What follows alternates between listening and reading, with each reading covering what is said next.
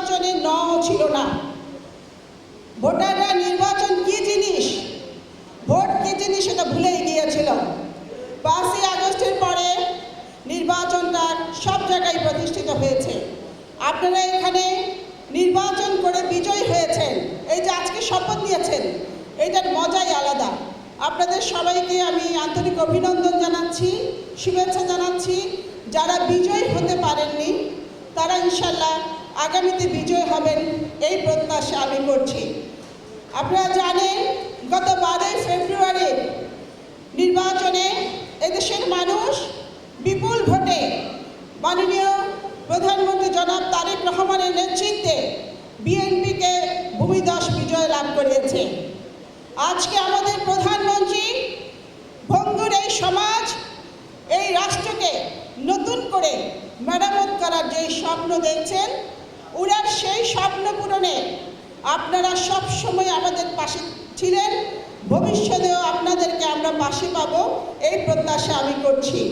শুধু মণ্ডলী, এই ফেনীবাসীর দীর্ঘদিনের দাবি, আমাদের 4 জন এমপিরও প্রাণের দাবি, ফেনী মেডিকেল কলেজ প্রতিষ্ঠা, লালপুর ফ্লাইওভার নির্মাণ, ফেনীতে একটি পাবলিক বিশ্ববিদ্যালয়, গুদাম কোয়ার্টারে ফ্লাইওভার এবং মিরসরাই অর্থনৈতিক জোন সহ অনেকগুলো যৌক্তিক দাবি রয়েছে। আমরা ইনশাল্লাহ মাননীয় মন্ত্রীর নেতৃত্বে পর্যায়ক্রমে আমরা আপনাদের এই সমস্ত দাবিগুলো আমরা পূরণ করব ইনশাল্লাহ। আপনারা শুধু আমাদের জন্য দোয়া করবেন। আর মাননীয় মন্ত্রী, আপনার উদ্দেশ্যে আমি একটি কথা বলতে চাই যে এখানে প্রত্যেক রাজনীতিবিদের জীবনে স্বপ্ন থাকে এমপি হবার, মন্ত্রী হবার।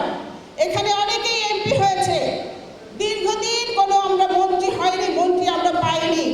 আপনি মন্ত্রী হয়েছেন, ইনশাল্লাহ আপনি ফেনীর জন্য এমন কিছু কাজ করে যান, ফেনীবাসী যেন আপনাকে সারা জীবন মনে রাখে।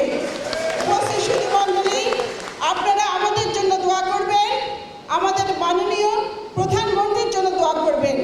তিনি যেন সমস্ত চ্যালেঞ্জ মোকাবেলা করে, সমস্ত ষড়যন্ত্র মোকাবেলা করে উনি যেন ওনার কাঙ্ক্ষিত লক্ষ্যে পৌঁছতে পারেন এবং এই বাংলাদেশটাকে একটি সুখী সমৃদ্ধশালী বাংলাদেশে উনি গড়তে পারেন।